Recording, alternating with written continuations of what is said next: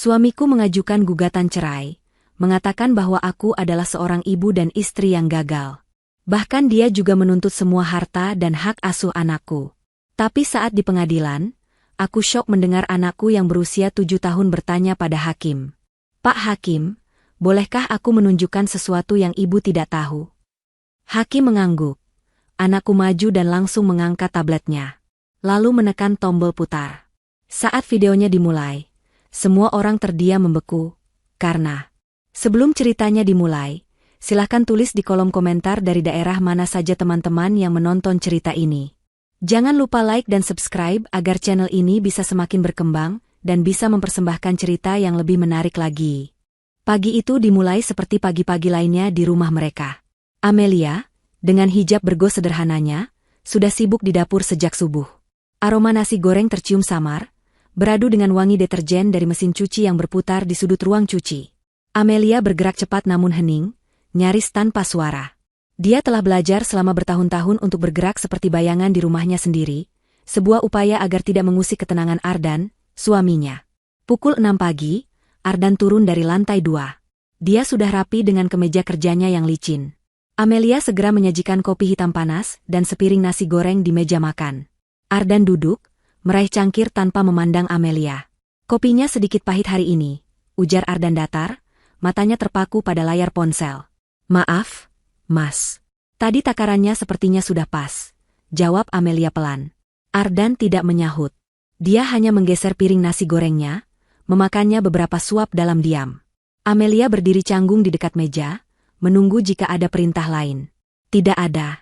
Keheningan di antara mereka begitu pekat, begitu dingin, seolah mampu membekukan uap panas dari kopi di atas meja. Amelia sudah lupa kapan terakhir kali mereka sarapan sambil tertawa. Mungkin 2 atau 3 tahun lalu, sebelum Ardan mulai sering lembur dan perjalanan bisnisnya menjadi semakin panjang. Fania sudah bangun? Tanya Ardan, masih tanpa mengangkat wajahnya. Sudah, Mas. Sedang mandi. Sebentar lagi turun untuk sarapan, kata Amelia. Benar saja, tak lama kemudian terdengar langkah kaki kecil menuruni tangga. Fania, putri mereka yang berusia 7 tahun, berlari kecil dengan seragam sekolahnya yang rapi. Senyumnya cerah, kontras dengan suasana pagi itu. Ibu, ayah, selamat pagi. Fania mencium pipi Amelia lalu beralih ke Ardan. Ardan akhirnya meletakkan ponselnya, memaksakan seulas senyum tipis untuk putrinya. Pagi, sayang. Habiskan sarapanmu, ayah antar ke sekolah. Asyik. Sama ayah, seru Fania gembira. Amelia menghela napas lega. Setidaknya, di depan Fania, Ardan masih berusaha bersikap hangat. Momen singkat sarapan itu adalah satu-satunya waktu keluarga yang mereka miliki. Setelah Fania selesai, Ardan segera bangkit. Dia mengambil tas kerjanya, mencium kening Fania, dan berjalan ke pintu depan. Seperti biasa, dia melewati Amelia seolah istrinya itu tidak ada di sana. Tidak ada pamit, tidak ada ciuman, bahkan tidak ada lirikan mata. Hanya deru mobilnya yang menjauh, meninggalkan Amelia dalam kesunyian rumah yang besar. Amelia menghabiskan sisa paginya dengan rutinitas. Membersihkan meja makan, mencuci piring, menjemur pakaian, dan merapikan kamar. Semua dilakukannya dengan efisien. Dia selalu berusaha memastikan rumah itu sempurna. Dia berpikir, mungkin jika rumahnya cukup bersih, jika masakannya cukup enak, jika dia cukup diam, Ardan yang dulu akan kembali. Tapi Ardan yang dulu sepertinya sudah lama pergi. Pukul 1 siang, Amelia menjemput Fania dari sekolah. Ini adalah bagian terbaik dari harinya. Mendengar celoteh Fania tentang teman-temannya, tentang pelajaran menggambar, atau tentang bekal makan siangnya. Ibu, tadi Fania dapat bintang 5 dari Bu Guru, karena Fania bisa menjawab pertanyaan. Fania berceloteh riang sambil menggandeng tangan ibunya. Wah, anak ibu pintar sekali, puji Amelia tulus, mencubit hidung mungil Fania. Mereka tiba di rumah. Saat Amelia sedang membantu Fania melepaskan sepatunya, terdengar suara sepeda motor berhenti di depan gerbang. Seorang kurir berseragam memanggil namanya. Ibu Amelia, ada paket. Amelia mengernyit. Dia tidak memesan apa-apa. Dia berjalan ke gerbang dan menerima sebuah amplop coklat besar dan tebal. Tidak ada nama pengirim, hanya logo sebuah firma hukum di sudut kanan atas. Jantung Amelia mulai berdebar tidak nyaman. Dari siapa, Ibu? Tanya Fania yang menyusul di belakangnya. Tidak tahu, sayang. Mungkin hanya surat biasa. Fania ganti baju dulu, ya, habis itu kita makan siang, kata Amelia, berusaha menjaga suaranya tetap tenang. Setelah Fania berlari kecil menuju kamarnya, Amelia duduk di sofa ruang tamu. Tangannya sedikit gemetar saat merobek amplop itu. Di dalamnya ada setumpuk kertas tebal. Kalimat pertama di halaman paling atas membuat napas Amelia tercekat. Gugatan cerai. Dunia Amelia seakan berhenti berputar.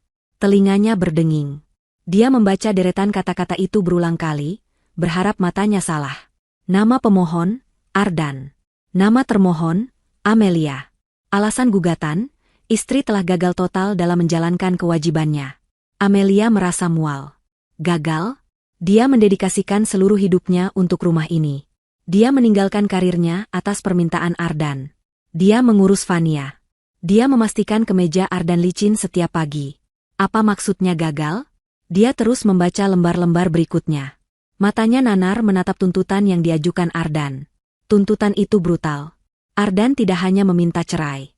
Dia menuntut hak asuh penuh atas Fania, dengan alasan Amelia adalah sosok yang emosionalnya tidak stabil dan tidak becus mendidik anak. Dan yang paling menghancurkan, Ardan menuntut seluruh harta Gonogini, termasuk rumah yang sedang mereka tempati. Alasannya, Amelia tidak berkontribusi apa-apa secara finansial, dan semua aset didapat dari hasil kerja keras Ardan seorang. Amelia terduduk lemas di lantai yang dingin. Kertas-kertas itu berserakan di sekelilingnya. Jadi ini alasan sikap dingin Ardan selama berbulan-bulan. Ini adalah rencana yang sudah disiapkannya diam-diam di belakang punggungnya. Pintu depan terbuka. Ardan pulang lebih cepat dari biasanya. Dia berdiri di ambang pintu, menatap Amelia yang terduduk di lantai, lalu menatap kertas-kertas yang berserakan. Ekspresinya dingin, tanpa rasa bersalah sedikitpun. Mas ini apa maksudnya? Suara Amelia bergetar, air mata mulai menggenang. Ardan melepas sepatunya dengan tenang. Dia melonggarkan dasinya sambil berjalan mendekat. Dia tidak membantah, tidak menjelaskan. Dia hanya membenarkan. Seperti yang kamu baca, katanya dingin. Aku sudah tidak tahan lagi hidup denganmu. Amelia, kamu gagal. Kamu gagal sebagai istri, dan kamu gagal sebagai ibu. Gagal? Pekik Amelia tertahan, tidak percaya dengan apa yang didengarnya. Aku mengurus rumah ini. Aku membesarkan Fania. Mengurus rumah? Ardan tertawa sinis. Yang kamu lakukan hanya menghabiskan uangku. Fania butuh figur ibu yang lebih baik, yang kompeten, bukan seseorang yang hanya bisa menangis dan mengeluh sepertimu. Tapi, semua harta, rumah ini, dan Fania, Mas, kamu tidak bisa mengambil Fania dariku. Amelia mulai histeris. Ardan berjongkok, menatap mata Amelia dengan tatapan tajam dan penuh kebencian. Tatapan yang belum pernah Amelia lihat sebelumnya. Aku bisa, dan aku akan. Pengacaraku sudah mengumpulkan semua buktinya. Kamu tidak akan dapat apa-apa, Amelia. Kamu akan keluar dari rumah ini tanpa membawa sepeser pun. Ardan berdiri, merapikan jasnya. Dia melirik ke arah tangga, memastikan Fania tidak mendengar. Dan bersiaplah. Ardan menyeringai, sebuah seringai yang membuat darah Amelia membeku.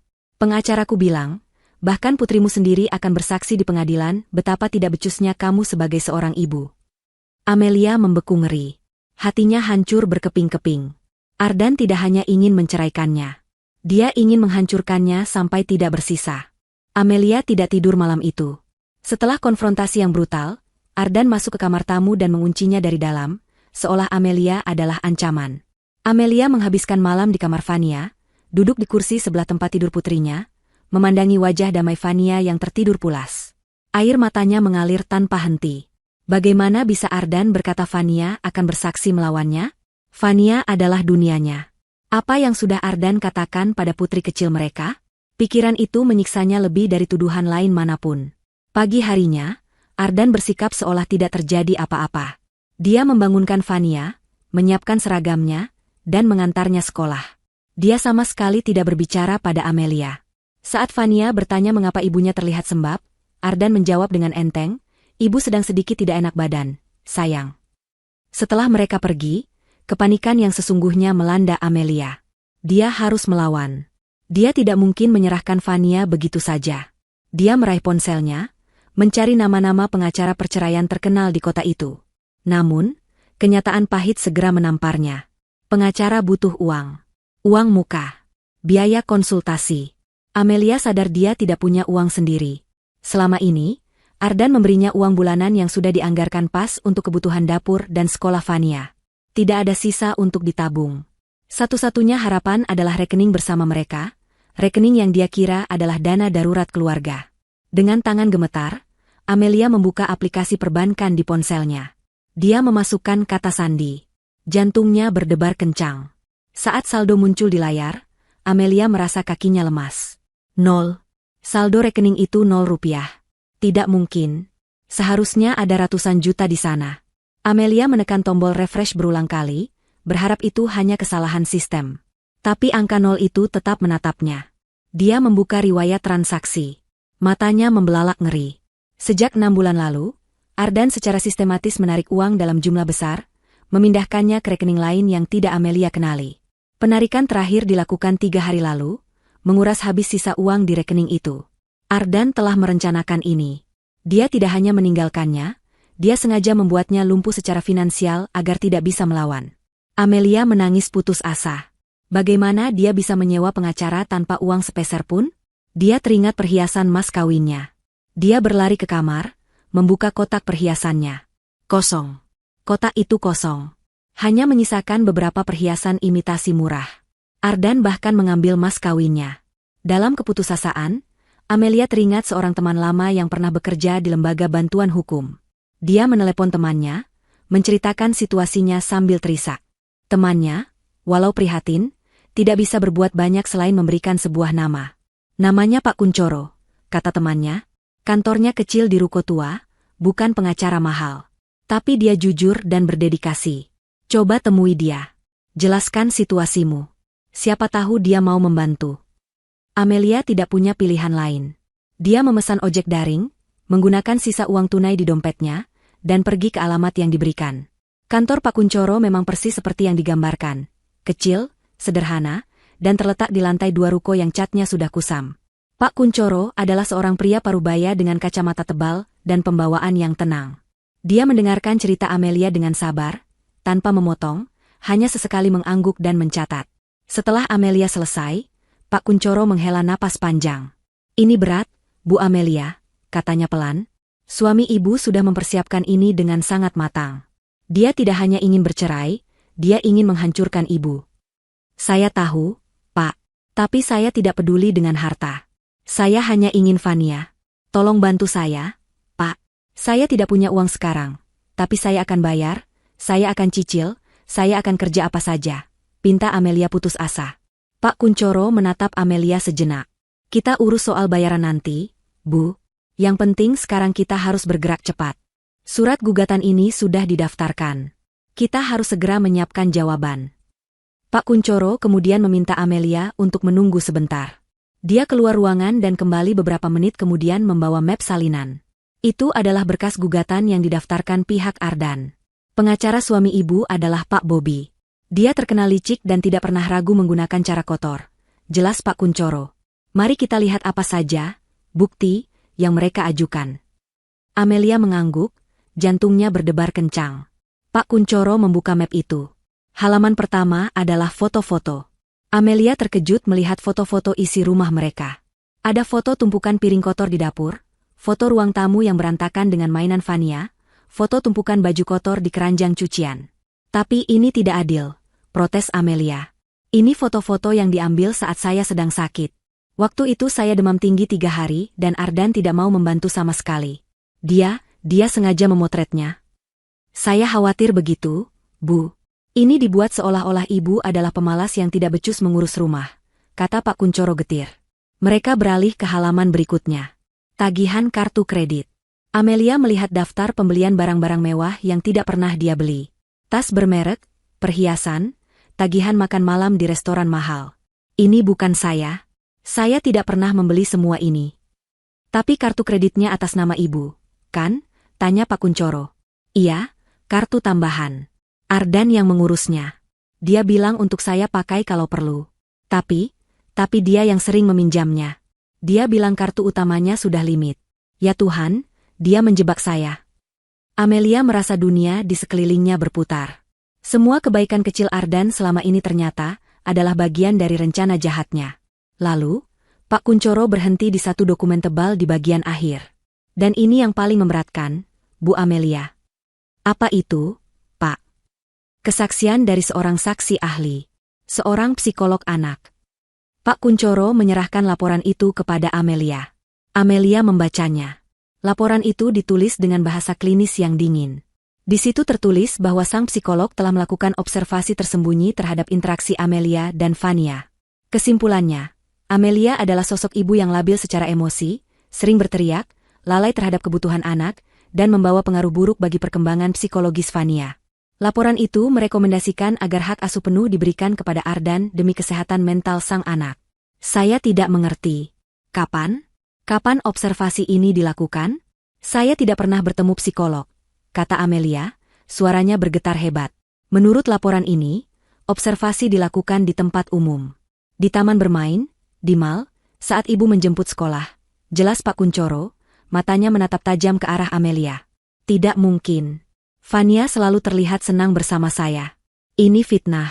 Siapa psikolog ini? Pak Kuncoro membalik ke halaman depan laporan itu. Namanya Tiara. Seorang wanita bernama Tiara, kata Pak Kuncoro. Dia mencantumkan semua kredensialnya di sini. Dia terlihat sangat profesional dan meyakinkan. Pak Kuncoro menatap Amelia dengan serius. Ibu kenal wanita ini, Tiara? Amelia menggelengkan kepalanya dengan panik. Air matanya kembali luruh. Tidak, Pak. Saya tidak kenal. Saya tidak pernah bertemu wanita itu seumur hidup saya. Kenyataan hidup di bawah satu atap dengan pria yang sedang berusaha menghancurkanmu adalah sebuah neraka yang hening. Ardan tidak pindah dari rumah.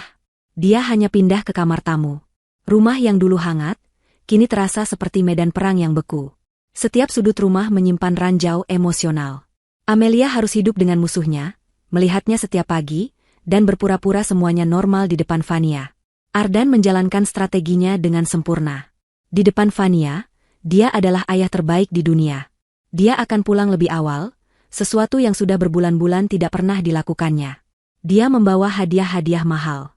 Suatu sore, dia pulang membawa kotak besar bergambar seorang putri kartun. Ini tablet baru untuk Vania, seru Ardan, mengangkat Vania ke dalam pelukannya. Tablet yang ini jauh lebih canggih dari yang lama. Kameranya bagus, dan ayah sudah isi banyak sekali permainan. Mata Vania berbinar.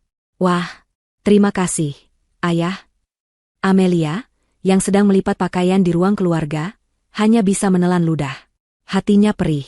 Dia tahu apa yang sedang Ardan lakukan. Ardan sedang membeli kesetiaan putri mereka. Amelia tidak bisa bersaing. Dia tidak punya uang untuk membelikan Vania apa-apa. Lihat, nak, kata Ardan sambil menyalakan tablet baru itu, melirik sinis ke arah Amelia. Nanti kalau Vania ikut ayah, kita bisa beli mainan baru setiap minggu. Tidak seperti ibumu, yang hanya bisa ayah melipat baju. Amelia menghentikan gerakan tangannya. Dadanya sesak. Dia ingin berteriak, ingin memaki Ardan. Tapi dia tidak bisa. Tidak di depan Vania. Jika dia marah, dia hanya akan membuktikan tuduhan Ardan bahwa dia tidak stabil secara emosi. Jadi, Amelia hanya diam, menunduk, dan melanjutkan lipatannya, membiarkan racun kata-kata Ardan meresap ke dalam ruangan. Teror itu berlanjut setiap hari. Ardan secara sistematis meruntuhkan otoritas Amelia sebagai seorang ibu. Saat Amelia memasak makan malam, Ardan akan datang ke dapur, mencicipinya, lalu berkata di depan Vania, supnya sedikit keasinan lagi ya, sayang. Tidak apa-apa, besok kita pesan makanan dari luar saja. Saat Amelia mencoba membantu Vania mengerjakan PR, Ardan akan mengambil alih. Biar ayah saja. Cara ibu mengajarkannya terlalu rumit. Nanti Vania bingung. Amelia merasa dirinya semakin kecil, semakin tidak terlihat di rumahnya sendiri. Dia mulai meragukan dirinya sendiri. Apa benar masakannya tidak enak?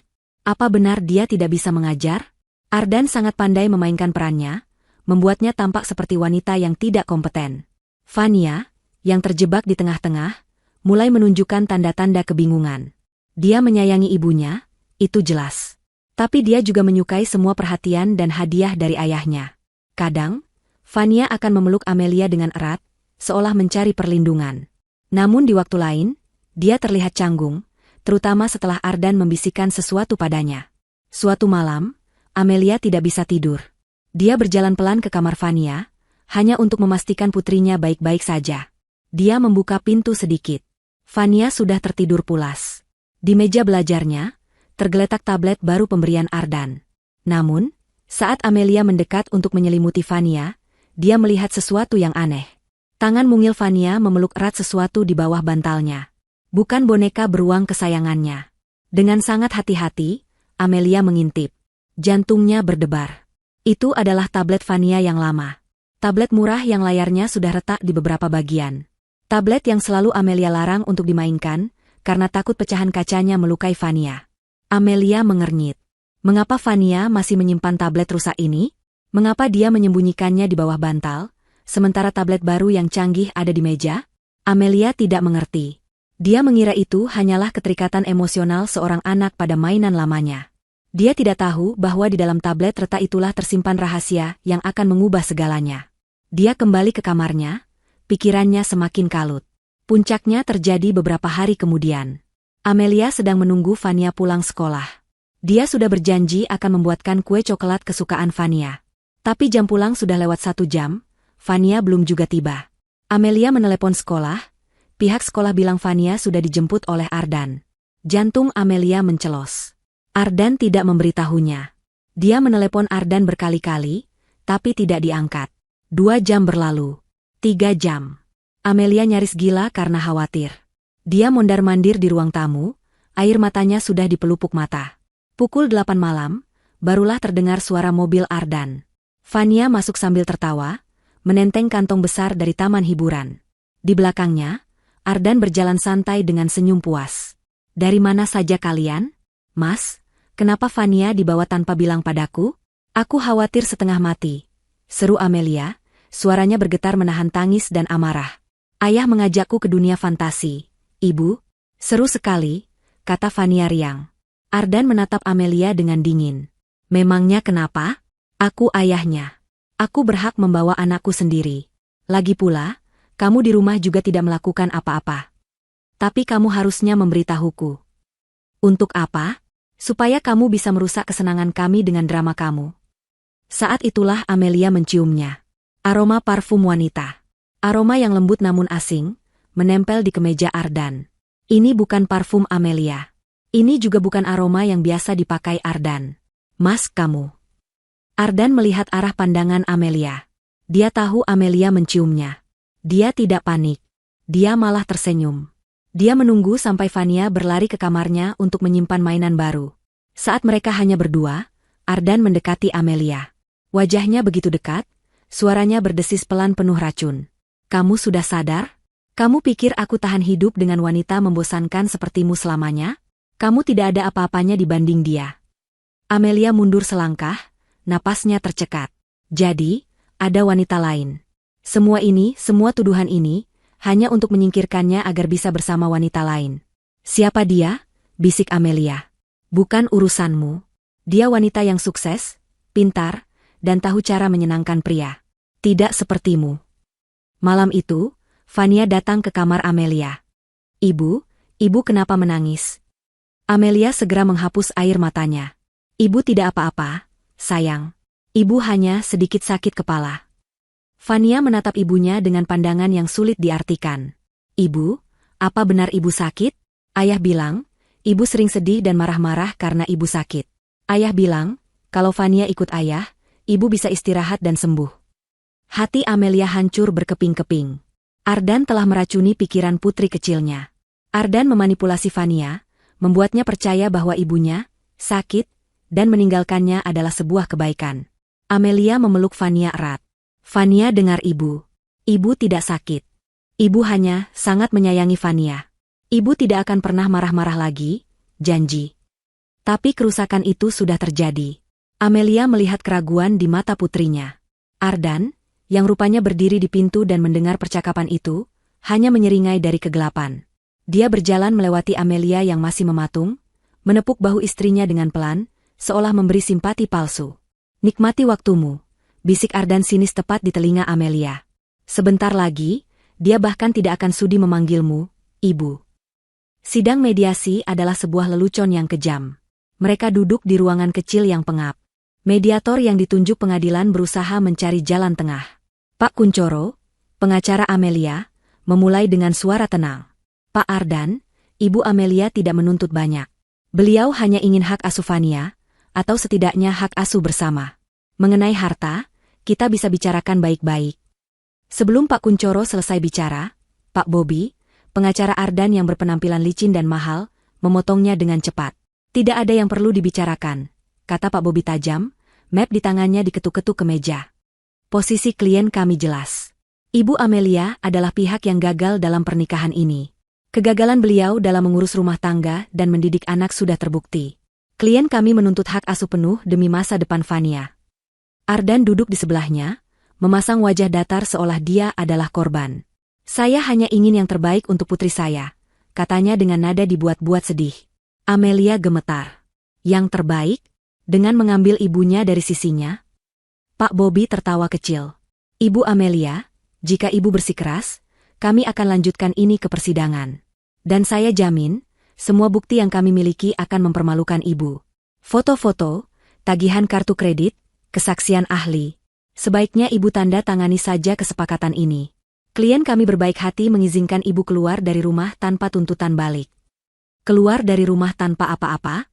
Dan tanpa Fania? Kalian sudah gila, pekik Amelia. Mediator berusaha menengahi, tapi Ardan dan pengacaranya bergeming. Mediasi dinyatakan gagal total. Pak Kuncoro menepuk bahu Amelia saat mereka keluar. Kuatkan hati ibu, Amelia. Pertarungan sesungguhnya baru akan dimulai. Hari sidang pertama tiba. Amelia merasa mual sejak pagi. Pak Kuncoro sudah mengingatkannya untuk tetap tenang, apapun yang terjadi. Ruang sidang terasa dingin dan mengintimidasi. Dinding kayu yang tinggi, kursi-kursi berat, dan palu hakim yang tampak begitu berkuasa. Ardan duduk di seberang ruangan bersama Pak Bobby, tampak sangat percaya diri dalam setelan jas mahalnya. Sidang dibuka. Pak Bobby maju lebih dulu. Dia berbicara dengan lancar, suaranya lantang dan penuh keyakinan. Dia memaparkan fakta-fakta, versinya. Dia menunjukkan foto-foto rumah yang berantakan, menyebut Amelia sebagai ibu rumah tangga yang jorok dan pemalas. Dia menunjukkan tagihan kartu kredit, menuduh Amelia boros dan tidak bertanggung jawab secara finansial. Yang mulia, kata Pak Bobby dengan nada dramatis. Klien saya, Pak Ardan, telah bekerja keras banting tulang, sementara istrinya di rumah hanya menghambur-hamburkan uang dan menelantarkan anak serta rumah tangga. Amelia ingin berteriak bahwa semua itu bohong. Dia ingin berteriak bahwa Ardan yang menjebaknya, Ardan yang memakai kartu itu, Ardan yang sengaja mengambil foto saat dia sakit. Tapi dia hanya bisa meremas tangannya di bawah meja. Pak Kuncoro menahannya dengan tatapan menenangkan. Saat giliran Pak Kuncoro, dia berusaha membantah. Dia menjelaskan bahwa foto-foto itu diambil di luar konteks. Bahwa tagihan kartu kredit itu digunakan oleh Pak Ardan sendiri. Tapi argumennya terasa lemah. Itu hanya kata-kata Amelia melawan, bukti fisik, yang diajukan Pak Bobby. Hakim mencatat, tapi ekspresinya datar. Lalu, tibalah momen yang paling ditakuti Amelia. Pihak penggugat memanggil saksi ahli, kata Pak Bobby. Dr. Tiara, seorang psikolog anak. Pintu ruang sidang terbuka. Seorang wanita melangkah masuk. Amelia menahan napas. Wanita itu, cantik. Sangat cantik dan elegan. Rambutnya disanggul rapi, mengenakan blazer profesional, dan berjalan dengan langkah penuh percaya diri. Dia sama sekali tidak terlihat seperti wanita jahat. Dia terlihat meyakinkan. Saat wanita itu mengambil sumpah, Amelia merasakan aroma parfum yang samar. Aroma yang sama dengan yang menempel di kemeja Ardan malam itu. Jantung Amelia serasa berhenti berdetak. Jadi, ini dia. Ini wanita itu. Selingkuhan Ardan. Dan dia menyamar sebagai psikolog anak. Tiara duduk di kursi saksi. Dia berbicara dengan tenang, artikulasinya jelas, menggunakan istilah-istilah psikologi yang terdengar sangat profesional dan mengesankan. Ya, Yang Mulia, Tiara memulai kesaksiannya, menjawab pertanyaan Pak Bobby. Saya telah melakukan serangkaian observasi perilaku natural terhadap Ibu Amelia dan putrinya, Fania, selama 3 bulan terakhir. Dan apa temuan Anda, dokter? Tanya Pak Bobby. Tiara membuka catatannya. Temuan saya sangat mengkhawatirkan. Saya menemukan pola perilaku yang tidak konsisten dan cenderung labil dari Ibu Amelia. Ada indikasi emosional distress yang signifikan. Tiara mulai menjabarkan kebohongannya satu persatu, mengubah fakta menjadi senjata yang mematikan. Observasi pertama, di sebuah pusat perbelanjaan. Ibu Amelia terlihat menarik paksa Fania, berbicara dengan nada tinggi hingga membuat Fania menangis ketakutan di depan umum. Ini menunjukkan kontrol emosi yang rendah. Amelia memejamkan mata. Dia ingat hari itu. Fania hampir berlari ke arah eskalator yang salah, dan Amelia menariknya kembali sambil berteriak kaget. "Fania, hati-hati." Dia tidak marah, dia takut Fania celaka. Tapi Tiara memutarnya menjadi kekerasan verbal. Observasi kedua, di taman bermain, lanjut Tiara.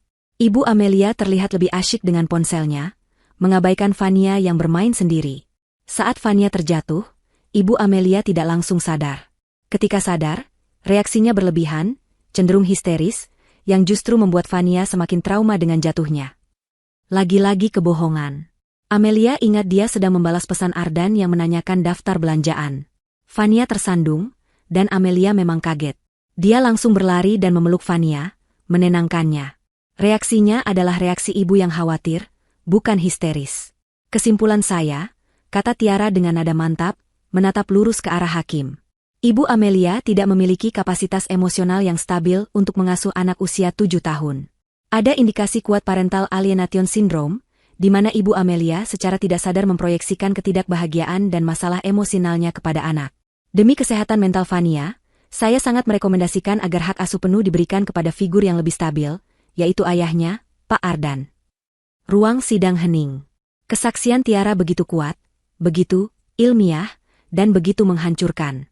Amelia menangis tanpa suara. "Itu bohong," bisiknya pada Pak Kuncoro. "Semua bohong. Dia selingkuhan Ardan. Dia wanita itu." "Tenang, Bu," balas Pak Kuncoro tegang. "Jangan bereaksi. Itu yang mereka mau." Pak Kuncoro berdiri untuk melakukan pemeriksaan silang. Dia mencoba. "Dokter Tiara, apakah Anda yakin Anda bisa membuat diagnosis seberat itu hanya dari observasi jarak jauh?" Tiara tersenyum tipis. "Justru observasi natural tanpa subjek sadari adalah yang paling akurat, Pak. Tidak ada rekayasa. Ini murni perilaku asli. Anda dibayar oleh Pak Ardan untuk kesaksian ini, bukan?" "Saya dibayar atas jasa profesional saya sebagai ahli, Pak. Bukan untuk kesimpulan saya. Kesimpulan saya objektif berdasarkan data di lapangan," jawab Tiara licin. Pak Kuncoro buntu. Tiara terlalu pandai berkelit. Dia telah menutupi semua celah. Sidang hari itu ditunda. Amelia berjalan keluar ruangan dengan kaki lemas. Dia merasa hancur. Dia melihat Ardan tersenyum tipis, memberikan anggukan puas ke arah Tiara. Di lobi, Amelia bersandar di dinding, air matanya luruh. "Kita kalah, Pak. Kita kalah. Mereka punya semuanya." Pak Kuncoro diam sejenak. Matanya menatap tajam ke arah Ardan dan Tiara yang berjalan bersama di kejauhan, menjaga jarak agar tidak terlihat mencolok, namun tidak cukup jauh. "Belum tentu, Bu," kata Pak Kuncoro pelan, matanya menyipit. "Saya tahu, Bu. Saya lihat. Ada yang aneh." Cara dia menatap suami ibu saat dia pikir tidak ada yang melihat. Itu bukan tatapan seorang psikolog profesional kepada kliennya. Pak Kuncoro menoleh pada Amelia.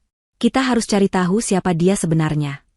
Beberapa hari menjelang sidang lanjutan, Pak Kuncoro memanggil Amelia ke kantornya.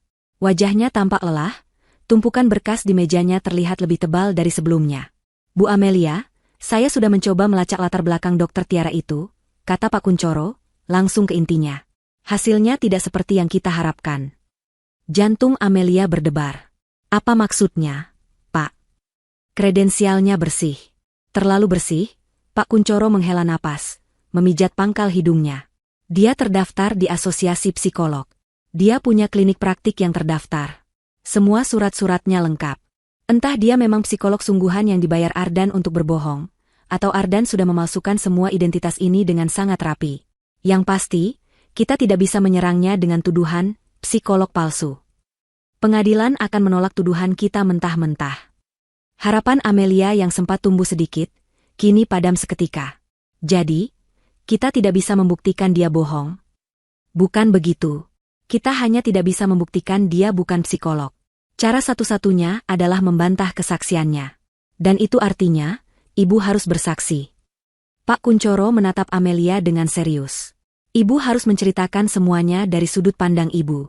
Tentang foto, tentang kartu kredit, tentang perilaku Ardan. Dan yang paling penting, ibu tidak boleh terpancing emosi. Pak Bobby pasti akan memancing ibu. Dia ingin ibu terlihat histeris di depan hakim, persis seperti yang digambarkan Tiara. Amelia mengangguk pelan. Saya mengerti, Pak. Saya akan berusaha.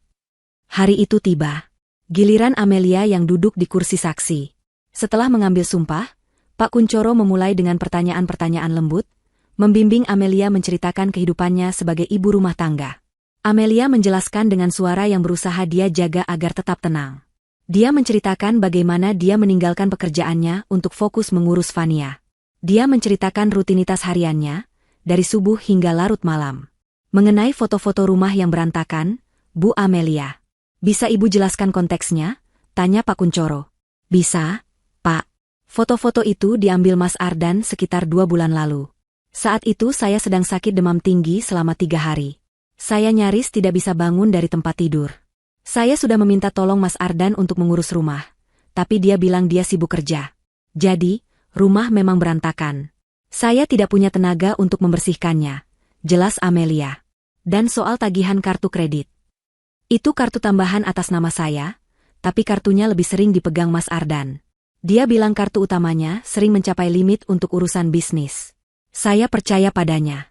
Saya tidak pernah membeli tas-tas mewah atau perhiasan itu. Saya tidak tahu menahu soal tagihan itu sampai saya melihatnya di berkas gugatan. Amelia menceritakan semuanya dengan jujur.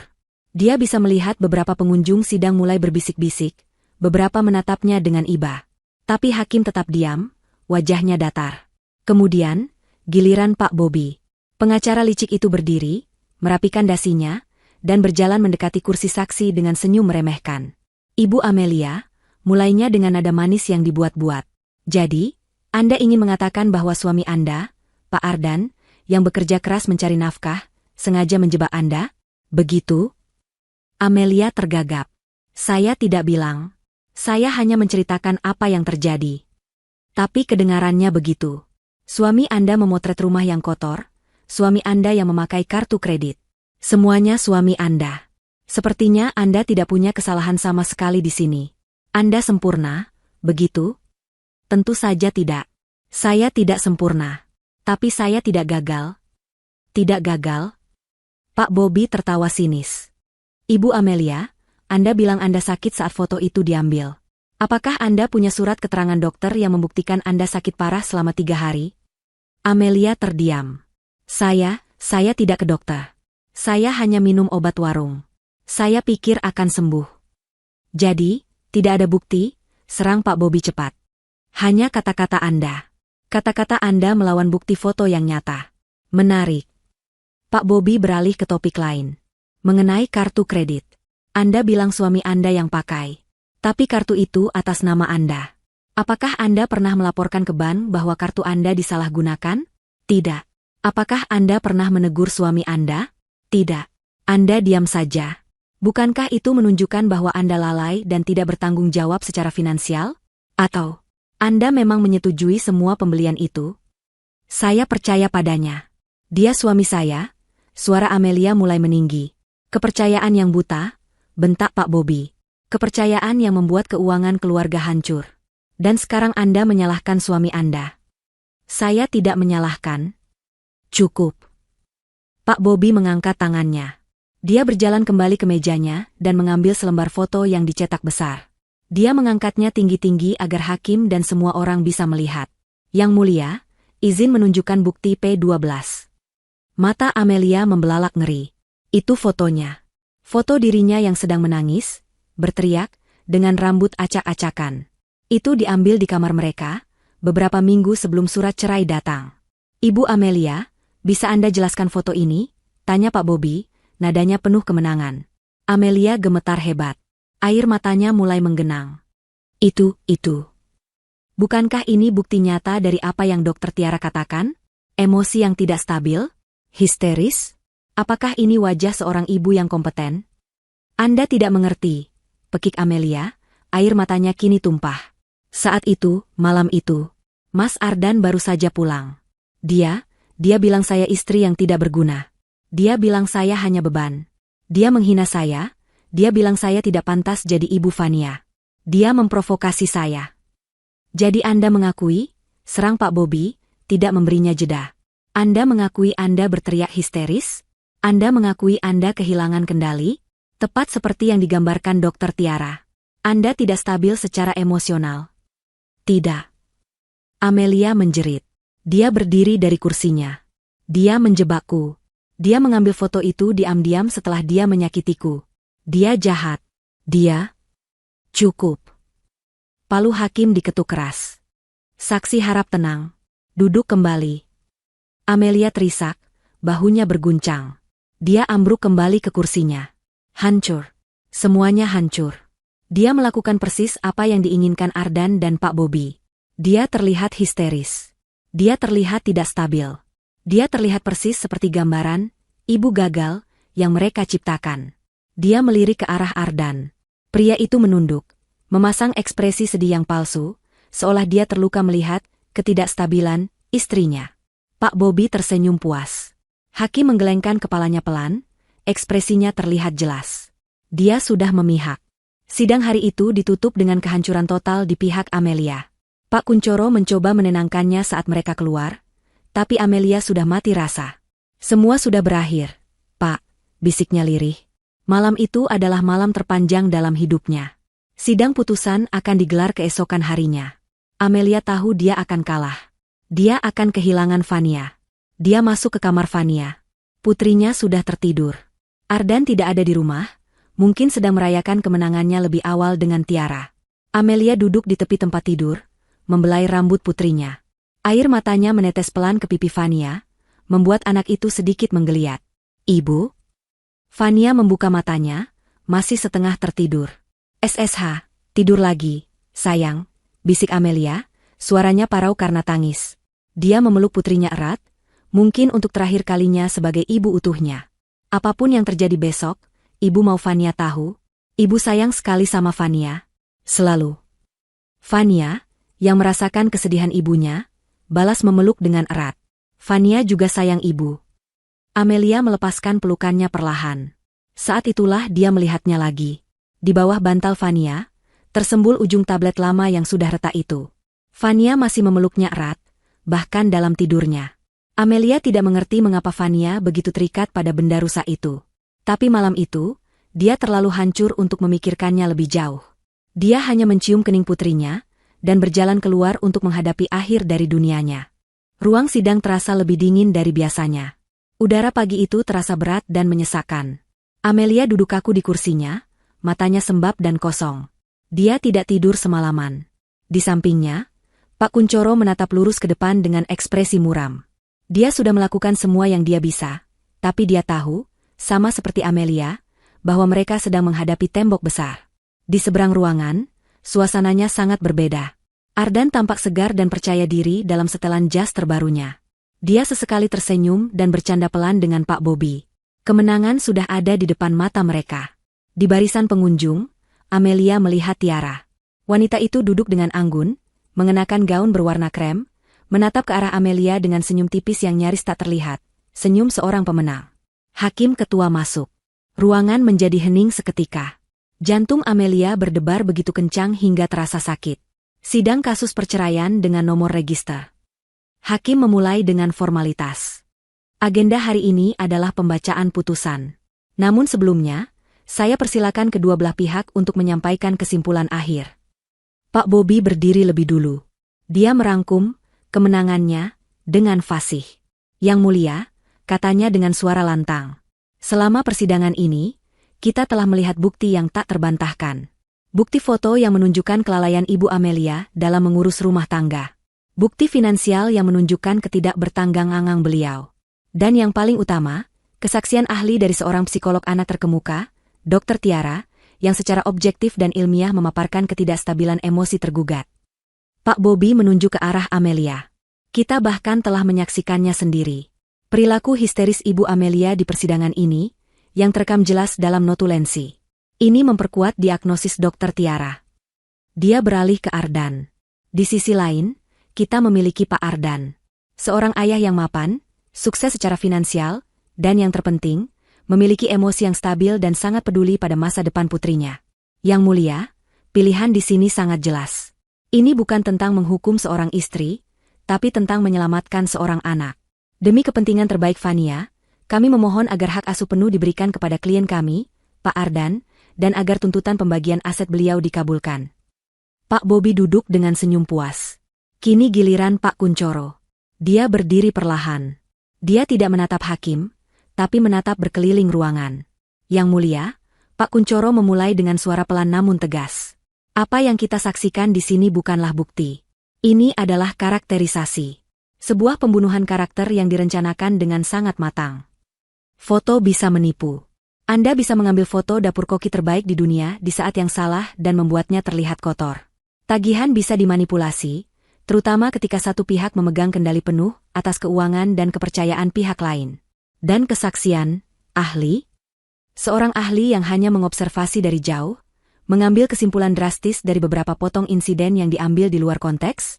Apakah itu lebih kuat daripada ikatan batin yang dibangun seorang ibu selama 7 tahun?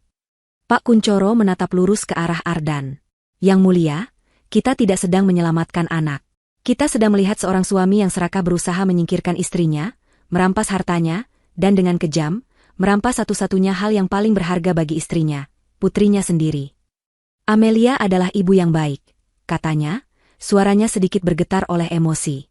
Dia tidak sempurna. Tidak ada ibu yang sempurna. Tapi dia mendedikasikan hidupnya untuk Fania.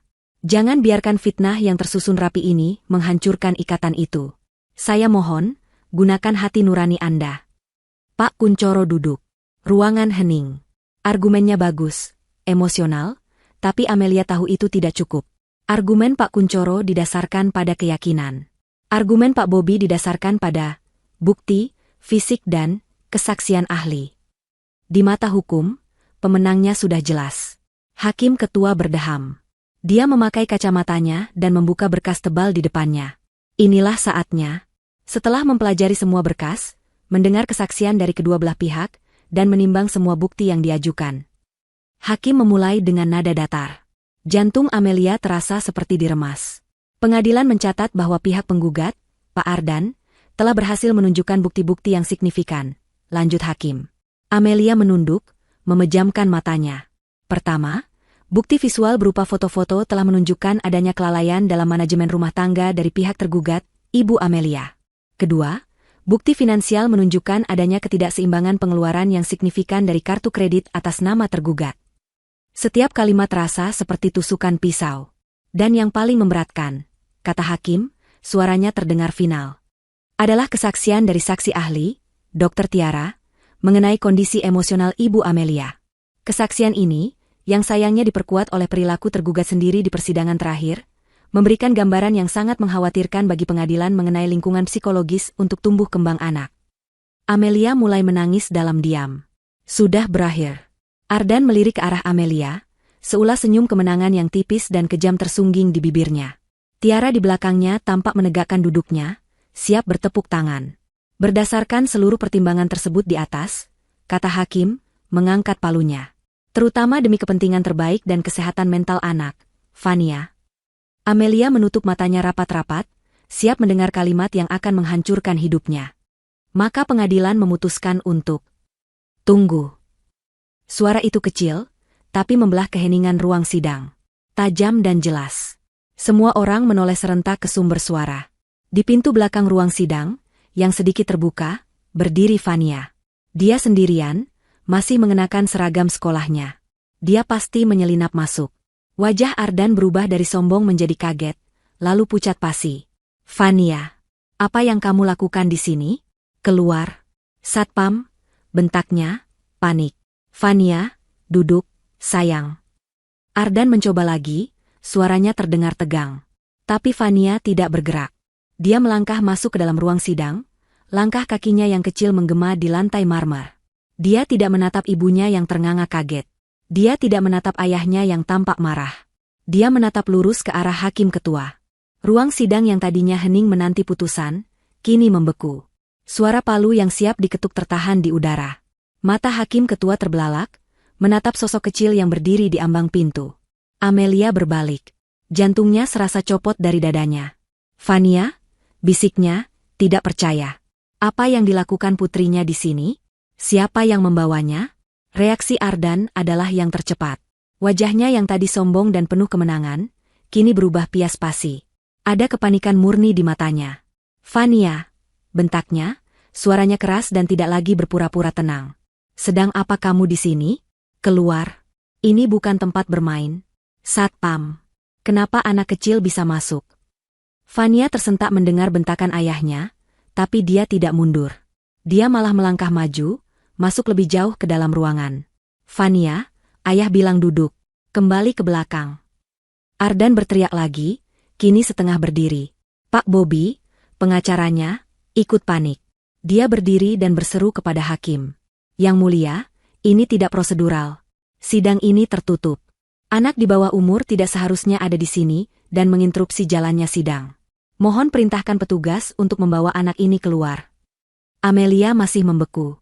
Dia bingung.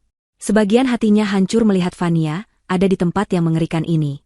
Sebagian lagi takut. Apa yang akan Fania katakan? Apakah Ardan berhasil meracuni Fania sepenuhnya? Apakah Fania akan mengatakan di depan hakim bahwa dia lebih memilih ayahnya? Pikiran itu membuat Amelia mual. Yang mulia, mohon pertimbangkan. Tiba-tiba suara Pak Kuncoro terdengar, menahan Pak Bobby. Anak ini jelas datang untuk tujuan tertentu. Ini menyangkut masa depannya. Kita tidak bisa mengabaikannya. Hakim mengangkat tangannya, wajahnya serius. Tenang semua, suaranya menggema. Dia menatap tajam ke arah Ardan dan Pak Bobby, membungkam protes mereka. Lalu, matanya beralih ke Fania. Pandangannya melembut. Fania telah berjalan perlahan, langkah kakinya yang kecil terdengar nyaring di lantai marmer yang hening. Dia berhenti di tengah-tengah, di antara meja pengacara kedua sisi. Dia menatap lurus ke arah hakim yang duduk di singgasananya yang tinggi.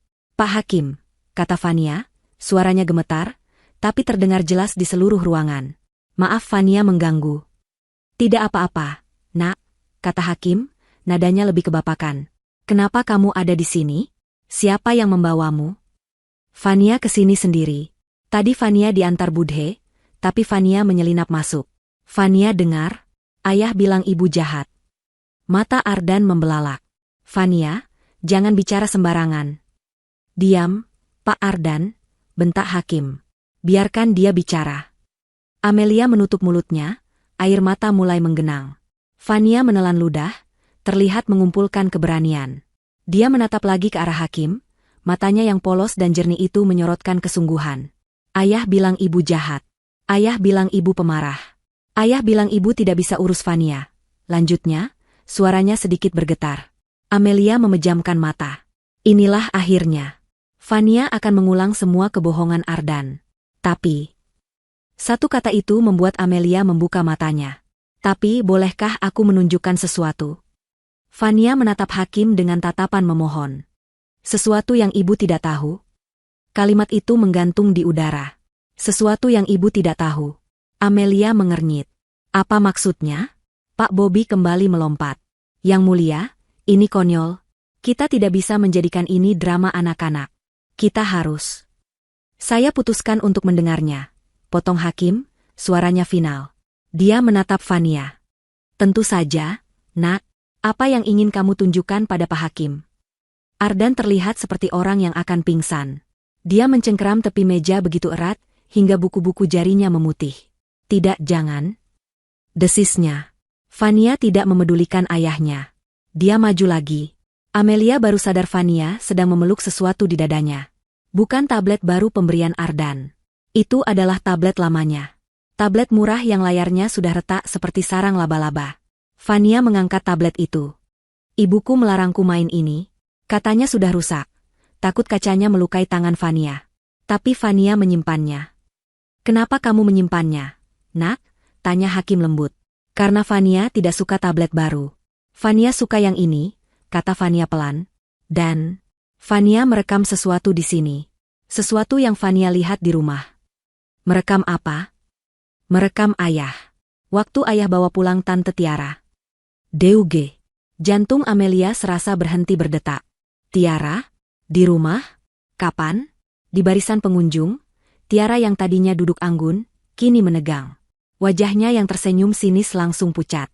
Tidak sah, teriak Pak Bobi. Rekaman anak kecil. Tidak bisa dijadikan bukti. Ini pelanggaran privasi. Direkam tanpa izin. Rekaman itu membuktikan kebohongan saksi ahli Anda, Pak Bobi, balas Pak Kuncoro tajam. Menarik sekali. Cukup perdebatannya. Hakim menggebrak palu. Matanya yang tadi kebapakan kini menyorot tajam. Dia sudah mencium adanya kebohongan besar. Panitera, bantu anak ini. Sambungkan perangkat itu ke monitor ruang sidang. Sekarang. Jangan. Ardan berteriak putus asa. Saya protes, Yang Mulia. Ini jebakan. Protes Anda dicatat, Pak Ardan. Sekarang duduk. Perintah hakim. Seorang panitera bergegas menghampiri Fania, mengambil tablet retak itu dengan hati-hati. Dia mencari kabel, dan beberapa saat kemudian, layar monitor besar di dinding ruang sidang, yang tadi menampilkan dokumen kasus, kini berubah hitam, lalu menampilkan layar utama tablet Fania. Ardan menutupi wajahnya. Tiara di belakang terlihat gemetar hebat. Fania, yang kini berdiri di samping panitera, menatap layar itu. Dia tidak melihat ke arah Amelia atau Ardan. Dia hanya fokus pada tugasnya. Yang ini, Om, tunjuknya pada sebuah file video di galeri. Panitera itu mengklik file itu. Sebuah thumbnail video muncul. Silakan, Nak, kata hakim. Putar videonya. Fania mengulurkan jari telunjuknya yang mungil. Dia menekan tombol putar di layar. Video itu dimulai. Layar monitor besar itu berkedip. Video dimulai. Gambarnya sedikit bergoyang dan miring. Sudut pengambilannya rendah, seolah direkam dari balik sesuatu. Terdengar suara tawa pelan. Itu ruang tamu kita, bisik Amelia, mengenali sofa dan pot tanaman besar di sudut ruangan. Video itu sepertinya diambil dari balik pot tanaman itu, tempat Fania sering bermain petak umpet. Lalu, dua sosok masuk ke dalam rekaman. Ardan dan Tiara. Bukan Tiara dalam balutan blazer profesional seperti di sidang.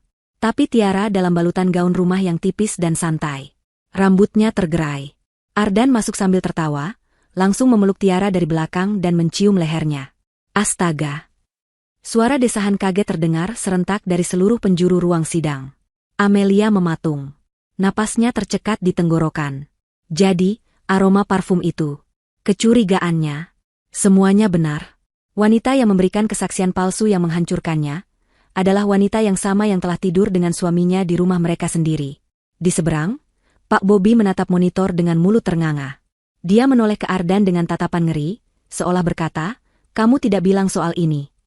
Di barisan penonton, Tiara berusaha menunduk, menyembunyikan wajahnya. Lalu, suara mereka di video terdengar. Jernih dan jelas di keheningan ruang sidang. Suara Tiara, "Kamu yakin rencananya berhasil? Bodoh sekali istrimu." Suara Ardan, tertawa, "Pasti. Bodoh dan penurut. Dia tidak akan curiga apa-apa. Semua uang sudah kupindahkan ke rekeningmu, sayang. Aman." Amelia merasakan kakinya lemas. Uangnya, rekening bersama mereka, dipindahkan ke rekening Tiara. Ya Tuhan. Pak Kuncoro bergumam di sampingnya, matanya terpaku pada layar. Video berlanjut. Ardan duduk di sofa, menarik Tiara ke pangkuannya. Suara Ardan, "Setelah sidang putusan besok, aku resmi dapat hak asuh Fania. Kita langsung jual rumah neraka ini, dan kita pindah ke Swiss. Jauh dari dia." Suara Tiara, terdengar manja. "Bagaimana dengan Fania? Dia kelihatannya dekat sekali dengan ibunya." Inilah bagian yang paling menyakiti Amelia. Dia menahan napas, menunggu jawaban Ardan. Suara Ardan, terdengar meremehkan, "Ah, anak kecil. Gampang diatur. Dikasih tablet baru saja sudah lupa sama ibunya. Nanti kamu yang jadi ibu barunya. Ibu yang lebih pintar, lebih sukses, dan jauh lebih seksi." Ardan mencium Tiara dengan penuh gairah di video itu. "Cukup. Matikan." Ardan mengamuk. Dia melompat dari kursinya, berusaha berlari ke arah meja panitera untuk menghentikan video itu. "Petugas, tahan dia." Hakim berteriak murka. Dua petugas keamanan yang berjaga di pintu langsung bergerak. Mereka menyergap Ardan sebelum dia mencapai depan, membekuk tangannya ke belakang. Ardan meronta-ronta seperti binatang yang terjebak. "Lepaskan aku. Itu tidak benar. Itu rekayasa," teriak Ardan putus asa. "Diamkan dia," perintah hakim. "Lanjutkan videonya. Saya mau lihat sampai selesai." Video itu terus berputar, mengabaikan kekacauan di ruang sidang. Kini giliran Tiara yang berbicara. Suara Tiara, aku masih sedikit khawatir. Bagaimana dengan kesaksianku sebagai psikolog? Bagaimana kalau pengacaranya Amelia membantah soal observasi? Suara Ardan, tertawa lagi, sudah kurus. Itu bagian termudah. Aku sudah merekamnya saat dia menangis histeris minggu lalu. Ingat? Nanti aku pancing dia lagi di sidang. Aku akan hina-hina dia sampai dia meledak. Dia pasti akan berteriak dan menangis di depan hakim. Amelia terisak. Dia teringat kesaksiannya. Foto itu. Jeritannya. Dia menjebakku. Suara Ardan, di video, saat dia histeris, kesaksianmu akan terlihat sempurna. Hakim akan melihat sendiri kalau dia itu wanita gila yang tidak stabil. Tidak ada yang akan percaya padanya. Mereka akan percaya pada Dr. Tiara, yang profesional. Video itu akhirnya menunjukkan Ardan dan Tiara tertawa bersama, bersulang dengan gelas anggur. Video berakhir. Layar menjadi hitam. Ruang sidang hening selama beberapa detik. Suara yang terdengar hanyalah isak tangis Amelia dan napas Ardan yang terengah-engah dalam cengkeraman petugas. Semua orang di ruangan itu, hakim, panitera, pengunjung, bahkan Pak Bobby, menatap layar hitam itu dengan ngeri. Mereka baru saja menyaksikan sebuah persekongkolan jahat yang direncanakan dengan sangat detail.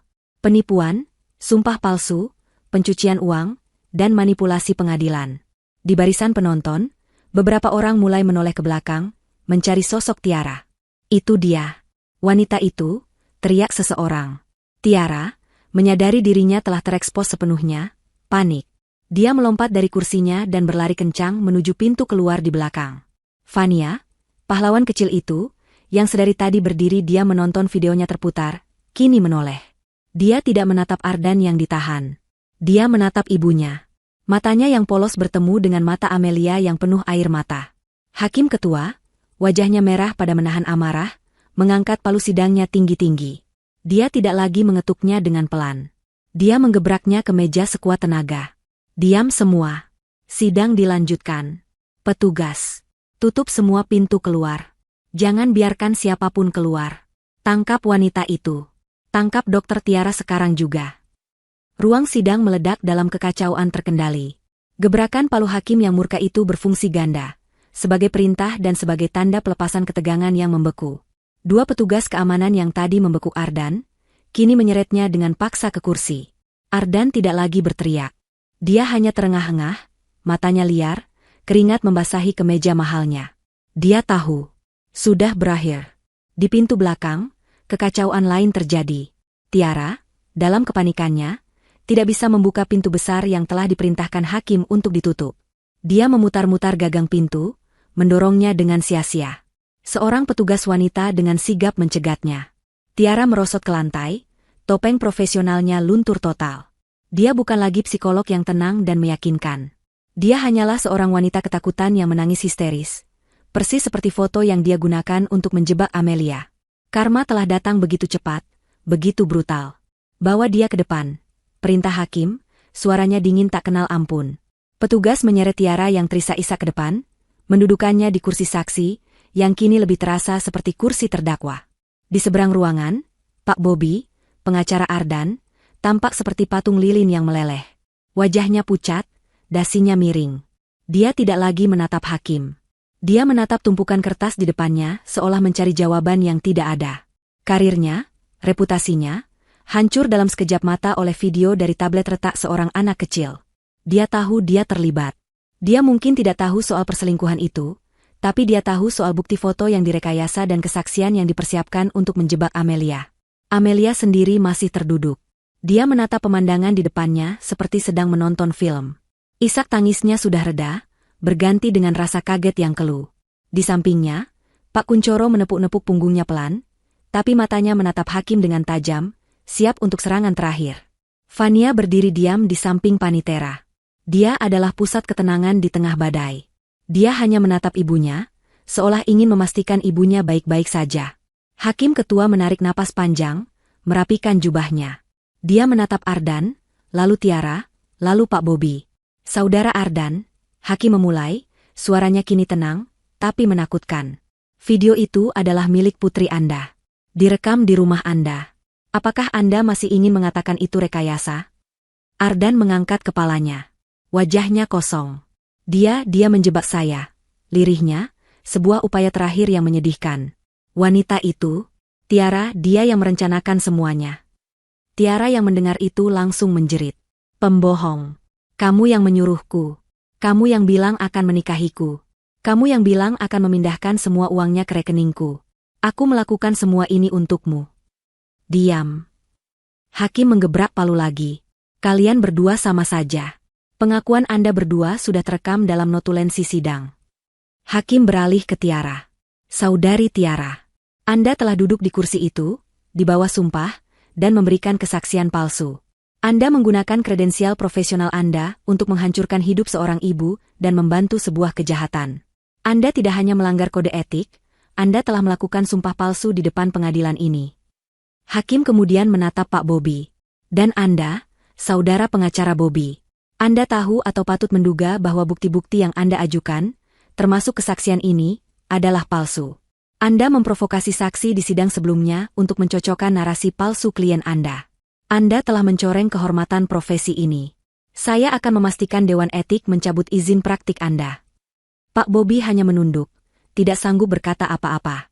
Akhirnya, Hakim menatap Ardan. Tatapannya begitu tajam, seolah bisa menguliti pria itu hidup-hidup. Pak Ardan, Anda masuk ke pengadilan ini, menuntut keadilan. Anda menuduh istri Anda gagal. Anda menuduhnya tidak stabil. Anda menuntut hartanya. Dan yang paling keji, Anda menuntut untuk memisahkan seorang anak dari ibunya. Hakim mengambil berkas gugatan Ardan dan mengangkatnya tinggi-tinggi. Mari kita tinjau kembali gugatan Anda. Pertama, tuduhan istri gagal dan lalai mengurus rumah. Terbukti palsu. Video tadi menunjukkan Anda bersekongkol untuk memfitnahnya. Hakim melempar selembar kertas dari berkas itu ke lantai. Kedua, tuduhan istri tidak bertanggung jawab secara finansial dan boros. Terbukti palsu. Video tadi adalah pengakuan Anda bahwa Anda telah mencuri uang dari rekening bersama dan memindahkannya ke rekening selingkuhan Anda.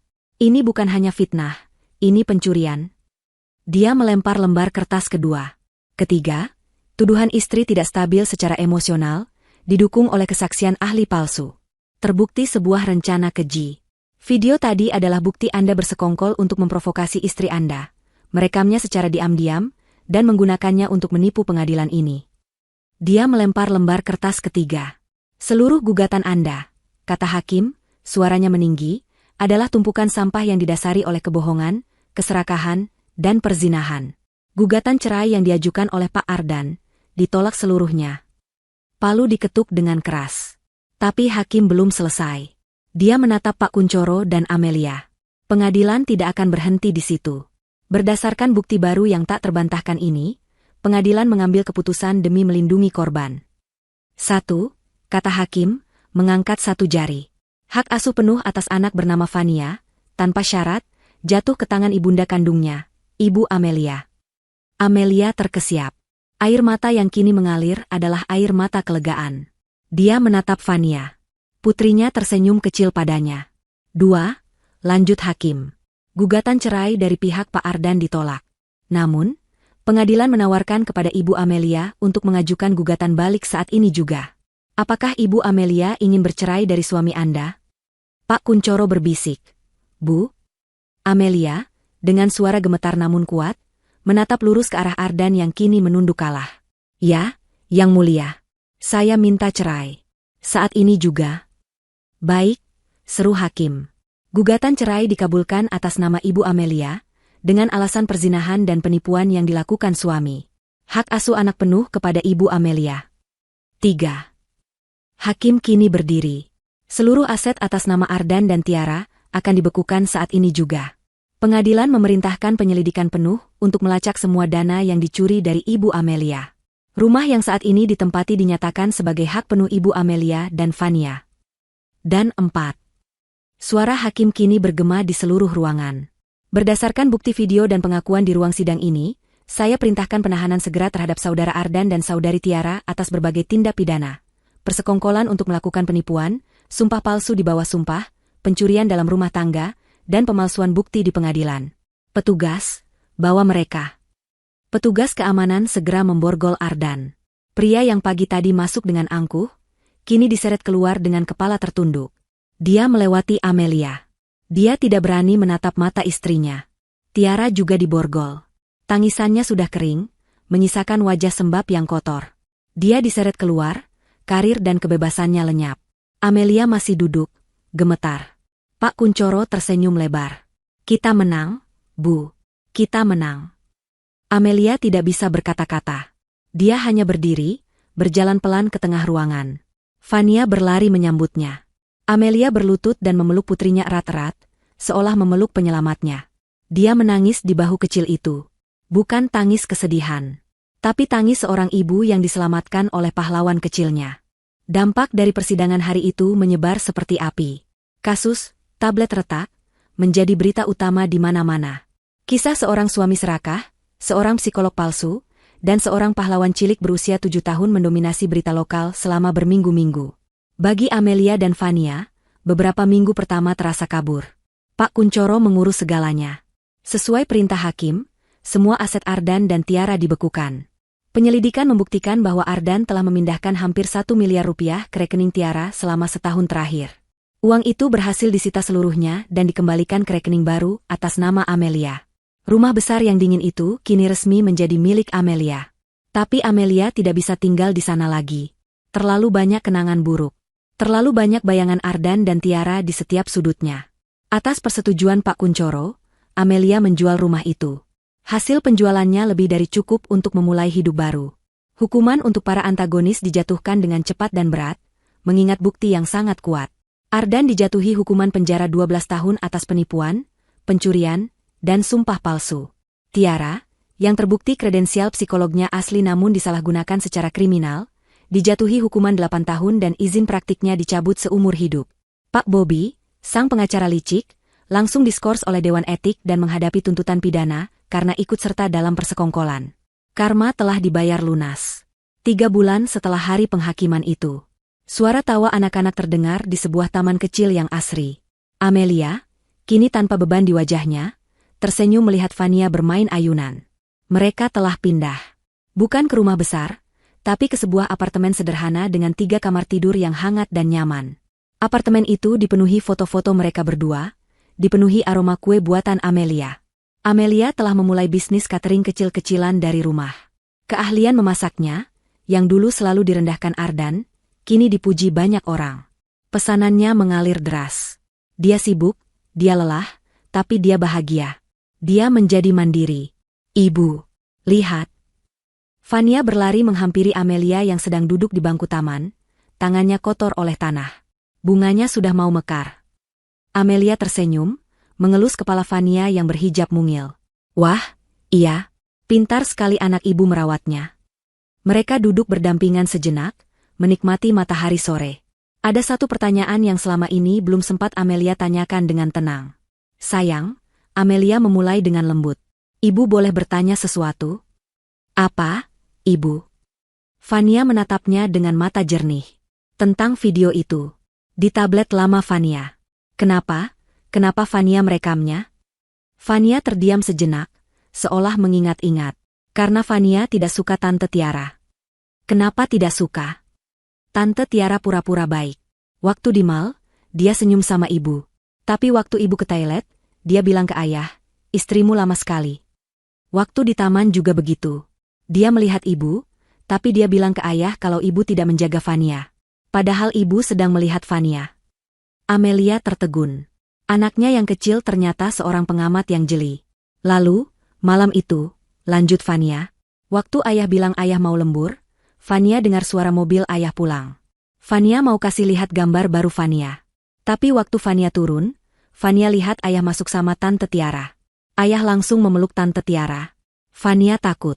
Fania sembunyi di balik pot bunga. Jadi Fania merekamnya dari sana? Iya. Fania rekam pakai tablet lama. Fania ingat ibu bilang, kalau ada orang jahat, kita harus punya bukti. Waktu itu Fania lagi pegang tablet lama Fania. Hati Amelia menghangat. Dia sendiri lupa pernah mengatakan itu. Tapi, sayang, tanya Amelia lagi, ini pertanyaan terbesarnya. Kenapa Fania tidak bilang sama ibu? Kenapa Fania menyimpannya sendirian? Ibu bisa. Fania memotong pelan. Karena ayah bilang, ibu tidak boleh tahu. Amelia mengernyit. Ayah bilang begitu? Iya. Waktu di video itu. Ayah bilang ke Tante Tiara, istrimu bodoh, dia tidak akan tahu. Fania pikir, kalau ayah bilang ibu tidak boleh tahu, berarti ini rahasia besar. Jadi Fania simpan. Fania tidak mau ayah marah kalau ibu tahu. Logika polos seorang anak kecil. Dia merekam kejahatan ayahnya, tapi dia menyimpannya karena ayahnya sendiri yang berkata ibunya tidak boleh tahu. Lalu kenapa Fania menunjukkannya di pengadilan? Karena Pak Hakim mau mengambil Fania dari ibu. Ayah bilang ibu jahat. Tante Tiara juga bilang ibu jahat. Itu tidak benar. Mata Fania berkaca-kaca. Fania tidak mau dipisah sama ibu. Ibu tidak jahat. Ibu adalah ibu terbaik. Jadi, Fania harus tunjukkan ke Pak Hakim kalau ayah dan Tante Tiara yang jahat. Amelia tidak bisa menahannya lagi. Dia menarik Fania ke dalam pelukan erat. Dia menangis haru. Selama ini dia tersiksa oleh tuduhan Ardan bahwa dia adalah seorang ibu yang gagal. Dia meragukan dirinya sendiri. Dia merasa hancur. Padahal, di hadapannya adalah bukti terkuat bahwa dia tidak gagal. Dia telah membesarkan seorang putri yang luar biasa. Seorang anak yang jeli, yang bisa membedakan mana yang tulus dan mana yang palsu. Seorang anak yang pemberani, yang berani bertindak seorang diri untuk melindungi ibunya. Seorang anak yang memiliki rasa keadilan yang murni. Terima kasih, sayang, bisik Amelia di rambut putrinya. Terima kasih sudah menyelamatkan ibu. Fania membalas pelukan ibunya. Fania sayang ibu. Ibu juga sayang sekali sama Fania. Amelia melepaskan pelukannya, menatap wajah cerah putrinya. Dia akhirnya mengerti. Dia tidak pernah gagal. Dia hanya sedang membesarkan seorang pahlawan. Dan kini, mereka berdua bebas untuk memulai awal yang baru.